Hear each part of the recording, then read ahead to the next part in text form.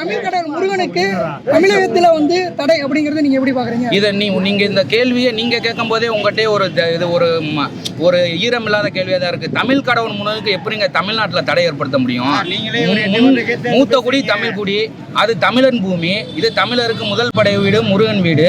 அப்படிங்கும்போது அவருக்கு தடைங்கிற பேச்சே உடைக்கணும். ஃபர்ஸ்ட் இதை எல்லா இந்துக்களும் சேரணும். இதுக்காண்டிதான் இந்து முன்னணி, சங்க பரிவார அமைப்பு, பிஜேபி எல்லாமே சேர்ந்து போரிட்டு இருக்கோம். எல்லா முருக பக்தர்களும் இந்த விஷயத்துல சேரணும். முருகன் வந்து எல்லாத்துக்கும் முதன்மையான கடவுள். அவருக்கு வந்து தடை விதிக்கிறதுக்கு இந்த தமிழக அரசுக்கு எந்த அதிகாரமும் கிடையாது.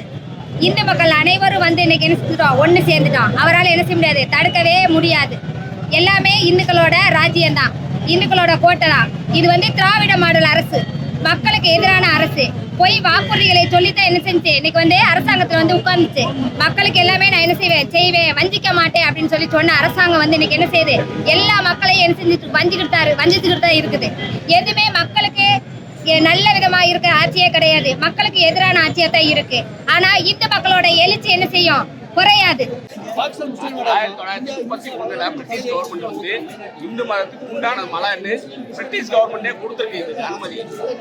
அதை மீறி இவங்க வந்து சிக்கந்தர் வந்து எம்பி நவாஸ்கனி வந்து வக்போர்டு சொத்துன்னு சொல்றாரு. அதுதான் அவர் பைத்தியம்.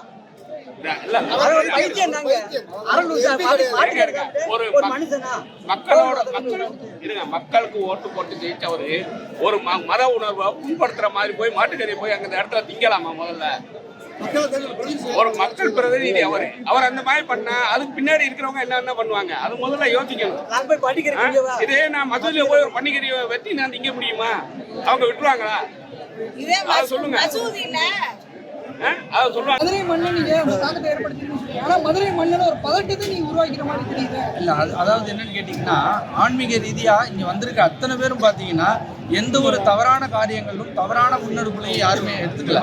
எல்லாருமே பாத்தீங்கன்னா முருகப்பெருமான காலகாலமா வழிபடுற கூடிய அந்த கோஷங்களையும் கந்தனுக்கு அரவரா, முருகனுக்கு அரவரா, வெற்றிவேல் முருகனுக்கு அரவரா, இந்த மாதிரி தெய்வீக ஆன்மீகமான ஒரு பஜனை பாடி அந்த மாதிரியான போராட்டங்களை தான் நம்ம மக்கள் கையில் எடுத்திருக்காங்களே தவிர்த்து எந்த ஒரு இடத்துலையும் சட்ட விதிமுறைகள் மீறின அளவுக்கு எந்த ஒரு காரியமும் நடக்கல.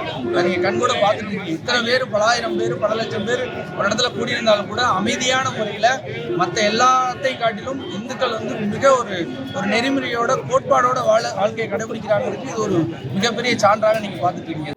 திருட்டு திராவிட அரசு நல்லா புரிஞ்சுக்கோ. இந்த 144 தடை உத்தரவு போட்டு எங்க அடக்குறன்னு நினைச்சா அடக்குறதுக்கு வாய்ப்பே இல்ல. நாங்க அடங்க மாட்டோம். இது அடங்குற மண் கிடையாது. இது வந்து ஆட்சி முத்தம் சங்கம் வைத்து தமிழ் வளர்த்த மண்ணு. இங்க இருந்து நீங்க கட்சி தொடர்ந்ததுக்கு அப்புறம் தான் கோட்டையில் ஆட்சி பிடிக்க முடிஞ்சிச்சு. திருப்பங்குன்றம் மலையாள வந்து நேற்று மலை, இன்னைக்கு மலை இல்ல, 2000 ஆண்டுகளுக்கு பழமையான மலை. அந்த பழமையான மலைக்கு மேல ஒரு ஆப்கானிலிருந்து வந்த ஒரு தனி மனிதனுடைய குணத்தை வந்து அடக்கம்னு சொல்றாங்க. அது ஒரு சின்ன கட்டடம் கட்டிருக்காங்க. அந்த கட்டடத்துக்கு வந்து நீங்க வந்தீங்களா, பூஜை பண்ணீங்களா, போயிட்டே இருங்க.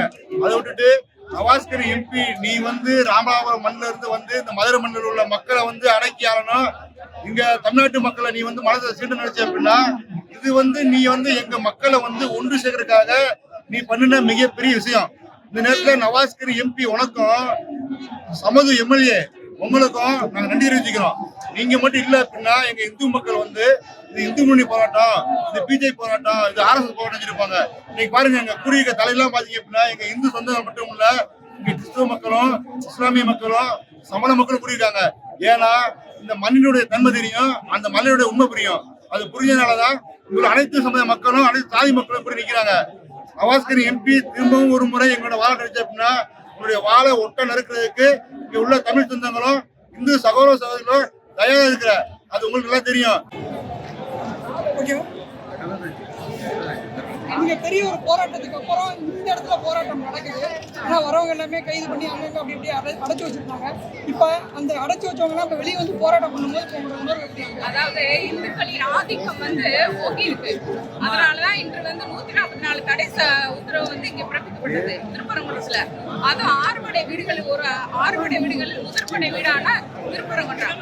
அப்படிப்பட்ட திருப்பரங்குன்றம் கந்தர் மலையில வந்து என்னுடைய மலை சிக்கந்தர் மலை அப்படின்னு சொல்றதுக்கு வந்து யாருக்கும் இங்க எதுவும் உரிமையும் இல்லை.